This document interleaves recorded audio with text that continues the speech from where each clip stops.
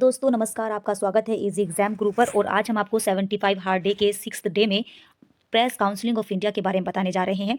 Press counselling of India क्या है, कैसे इसकी शुरुआत होती है और आखिर ये कैसे काम करती है, हम सारी चीज़ें आपको बताएंगे। कितने मेंबर होते हैं और सबसे ज़रूरी चीज़ कि अभी तक कौन कौन कितने चेयरमैन रहे हैं। शुरुआत करते हैं प्रेस काउंसलिंग ऑफ इंडिया से। प्रेस काउंसलिंग ऑफ इंडिया है स्टैट्यूटरी बॉडी और ऑटोनोमस बॉडी जो फॉर्मुलेट करती है क्या गाइडलाइंस और कोड ऑफ कंडक्ट। किसके लिए? प्रेस के लिए, आपको याद रखना है। प्रेस काउंसलिंग ऑफ इंडिया की जो शुरुआत है वो सबसे पहले 1916 में स्वीडन में की गई थी। वहाँ पर उस समय इसे कोर्ट ऑफ ऑनर बोला जाता था, लेकिन अभी की जब हम बात करें तो 40 कंट्री ऐसी है जिनकी खुद की प्रेस काउंसिल है। प्रेस काउंसलिंग के लिए हर कंट्री में अलग अलग गाइडलाइंस है, अलग अलग तरीके से काम किया जाता है। कई जगह इसे लीगल बॉडी माना जाता है, कई जगह इसे अलग तरीके से काम किया जाता है, नो लीगल पावर के साथ काम कराया जाता है। तो चलिए शुरुआत करते हैं इंडिया की हिस्ट्री के बारे में कि इंडिया में ये कब इस्टेब्लिश होती है। सबसे पहले फर्स्ट प्रेस कमीशन आता है 1954 में। उस दौरान इसने रिकमेंड किया कि एक प्रेस काउंसिल बननी चाहिए और उसके बाद प्रेस काउंसिलिंग ऑफ इंडिया को स्टैट्यूटरी बॉडी के रूप में क्रिएट किया गया। इस काउंसलिंग में बहुत सारे जर्नलिस्ट होंगे, एमपीज होंगे और अकेडमिशियन होंगे, उस दौरान ये बोला गया था। और उसके बाद प्रेस काउंसलिंग एक्ट लाया गया 1965 में। उस समय जो जस्टिस थे वो थे जस्टिस JR मडोलकर, ये आपको याद रखना है, फर्स्ट प्रेस कमीशन में। और उन्होंने सबसे पहले एक एक्ट की बात की, press counselling of India act को इस्टेब्लिश किया गया।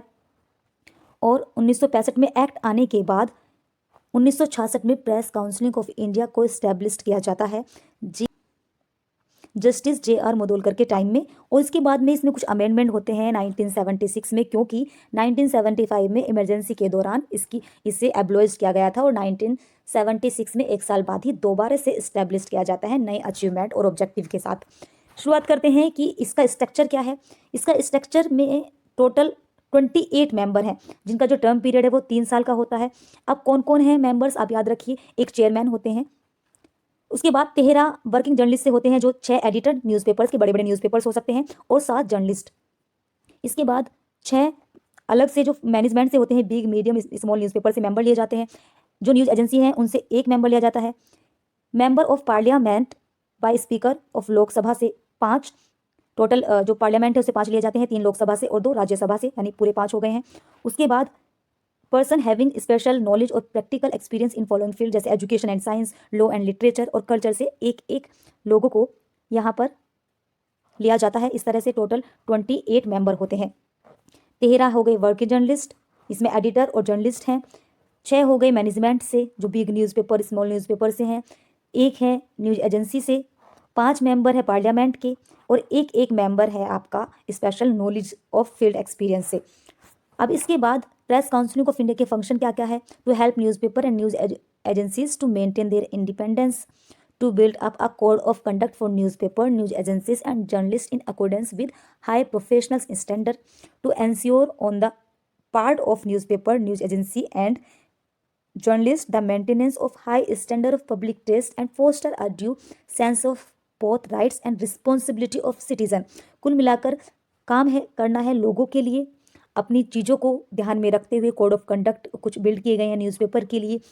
न्यूज़पेपर न्यूज़ एजेंसी की जो इंडिपेंडेंस है उसे मेंटेन करने का काम है प्रेस काउंसिलिंग ऑफ इंडिया का, और एनकरेज करना है अपनी रिस्पॉन्सिबिलिटी को लेकर, और साथ ही साथ लोगों के हिसाब से जो भी ज़रूरी चीज़ें हैं उसे ध्यान में रखते हुए काम करना है। और to keep under review any development likely to restrict the supply और dissemination of news of public interest and importance. इसके बाद है पावर की बात हम करते हैं। इसकी जो पावर्स हैं वो नंबर 1 है enjoy powers equivalent to civil court, can summon and enforce the attendance of person, ensure people to take an oath, ensure discovery and production of document। इसकी जब लिमिटेशन की बात करते हैं, इसमें सबसे पहला आता है court of honour, not court of law. याद रखना है, कोर्ट ऑफ ऑनर है, कोर्ट ऑफ लॉ नहीं है। इसमें verdicts are not judicially pronouncement, no imposition of punishment to offending journalist, no award to arrived parties, the only weapon in moral authority and appeal to conscience. अब बात करते हैं इनकी chairman की। सबसे पहले जो करंट चेयरमैन हैं रंजना प्रकाश देसाई हैं, आपको नाम याद रखना है।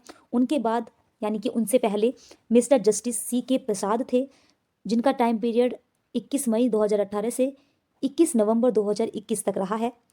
इसके बाद आते हैं जस्टिस मर्कांडे काटजू, उसके बाद आते हैं मिस्टर जस्टिस GN रे, मिस्टर जस्टिस के जयचंद रेड्डी, इसके बाद आप को याद रखना है जस्टिस PB सावंत, और बाद में RS सरकारिया। आपको नंबर वाइज सीरियल वाइज ये याद रखना है।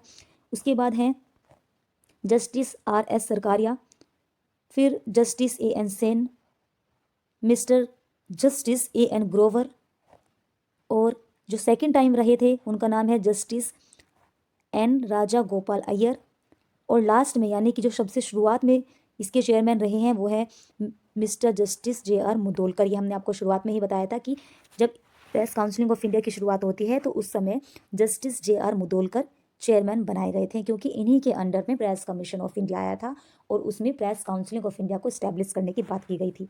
तो हमने आपको प्रेस काउंसिल ऑफ इंडिया की पूरी डिटेल्स देती है। होपफुली आपको पसंद आई होगी। यदि वीडियो पसंद आई है तो लाइक करें, सब्सक्राइब करें और शेयर ज़रूर करें। Thank you.